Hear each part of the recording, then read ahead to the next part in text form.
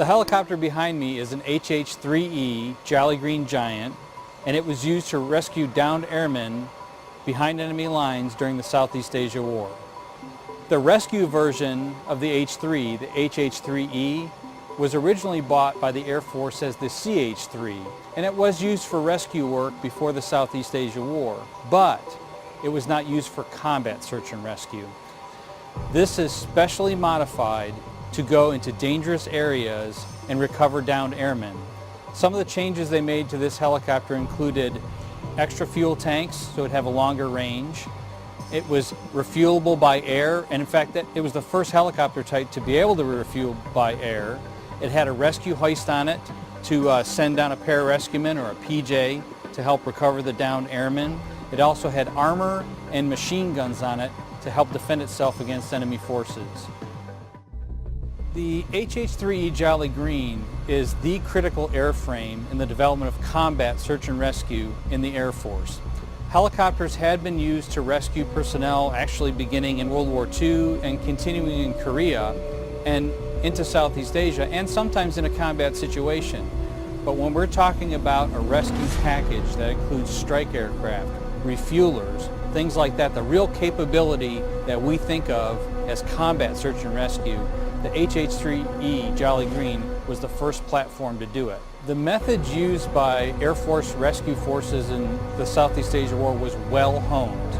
Typically there'd be two of these helicopters. They had what was called the high bird and the low bird. The low bird was the one that was going to go in and actually pick up the downed airmen. If that helicopter got damaged, it would back off and the high bird would come in. And then giving cover over these rescue helicopters were A-1 Sky Raiders, and they were nicknamed Sandys. And there'd typically be 4 of those, and they were very, very heavily armed. They would have bombs, rockets, things like that, and they would suppress the enemy forces.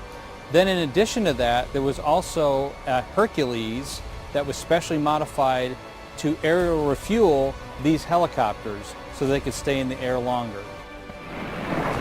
Sandys, 1 and 2, break it off. The Jolly Greens just picked up the survivors. This particular airframe is very historic. Its radio call sign was Jolly Green 22, and it was involved in several successful rescue missions during the Southeast Asia War.